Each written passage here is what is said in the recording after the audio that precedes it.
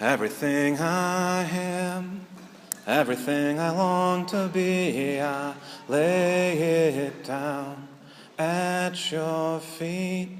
Everything I am, everything I long to be, I lay it down at your feet. I lay it down, I lay it down, I lay it down. At your feet, I lay it down, I lay it down, I lay it down at your feet. Hope that some of you recognize this song.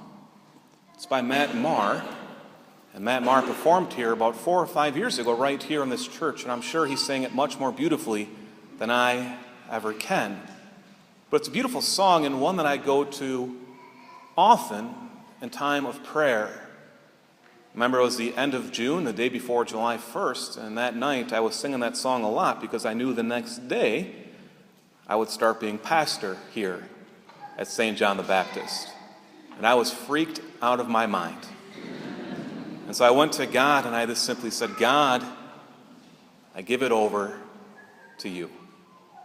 I give this huge responsibility over to you, and do with it as you will. This is what we're called to do. This is what prayer is about.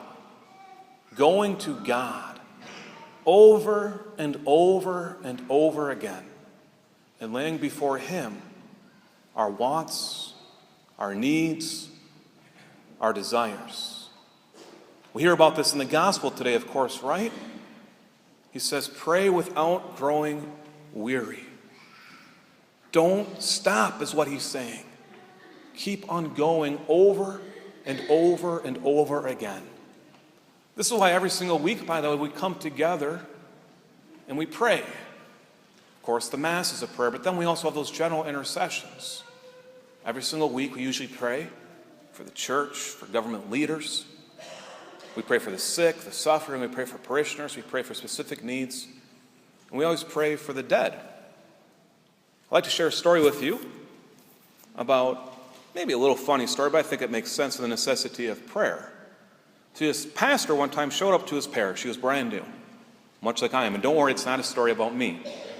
But this pastor showed up, and the tradition at the church was that during the general intercessions, they'd open up to the parishioners praying. So so-and-so would say, I pray for Susie and Bobby who just got married this week when we pray to the Lord. Lord, hear our prayer. So you'd open up. But there's one parishioner every single week. She would pray for a special intercession. We'd say, I pray for a special intercession. We pray to the Lord. Lord, hear our prayer. She did this for 12 years. Finally, one day the pastor got a letter in the mail saying that he was moving assignments. So he made that announcement that he was moving assignments. And that day the lady came up and said, Father, my special intention has finally been answered. And he goes, oh, really? What's that? I was praying for 12 years that you would leave this parish, and now you are. And that is why I do not open it up for special intercessions at Mass. But it does show what? It shows the persistence of prayer. That we are called to continue to go to God over and over and over again with our wants and with our desires. Of course, through petitionary prayer. I know for myself, I do this all the time. Someone comes to me and says, Father, can you pray for this person? Of course I will. When I was in college seminary, Father Bear said, before you go to bed, you should always pray an Our Father, a Hail Mary, and a Glory Be. So I started this. And then I said, maybe I should start praying this for people. And one of the persons I started praying it for was my dad when he passed away. Every single day since he's passed away, before I go to bed, I pray an Our Father for him. It's the least that I can do as his son, to pray for him. Even if he's in heaven, which I hope he is. That prayer is not going unanswered. Of course, then it'll release someone from purgatory. Also, when I was in the college seminary, I was reading a book, an biography of Maximilian Kolbe. And when he was a young man, he made a pact with another one of his friends that they were going to pray a Hail Mary for each other every single day. They made this promise. So immediately when I read that, I put the book down, I went and got one of my best friends, and I said, can we do this? Can you pray for me every single day, and I'll pray for you every single day? And it still happens. I haven't seen him for over a year now, but I know every single night he prays a Hail Mary for me. And I pray it for him. Of course, I'm not unique in this. I know you as a parishioners pray as well. I know on your walks you pray the rosary.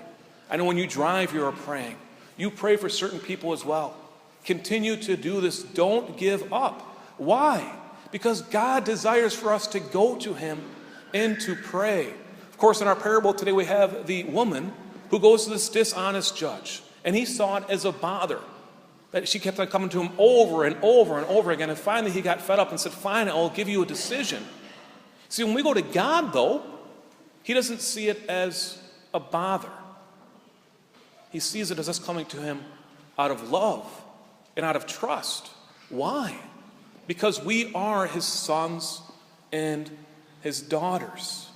We come before him saying, Father, do this for me, please. And he will answer. Yes, maybe in a different way than we want, but in a better way, because he is God. So we continue to go to him with petitionary prayer, but what we also need to do is go to him and pray for ourselves. So often I ask people, are you praying for yourself? And they go, Father, no, that's selfish. I go, I don't care if it's selfish prayer. You should be selfish in prayer. Please, my brothers and sisters, this is all you hear from me today. Pray for yourself. Pray that you may follow God's will. Because in prayer, what are we doing? We are falling more in love with him. We are putting our trust in him. We are being his sons and daughters and saying, you have the answers. You know the way. You are God who loves me. This is what we do in prayer. I've had the privilege to help out with some youth retreats, be it through tech or some other talks I've given.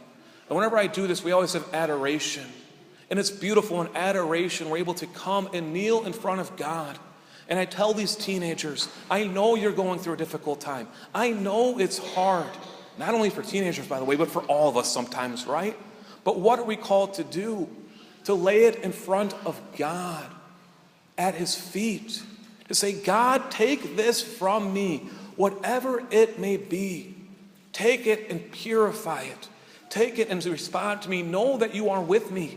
And they do. To see that transformation and adoration just of those teenagers, knowing that God is there for them, is a beautiful thing. Knowing that God hears them and cares for them and loves them.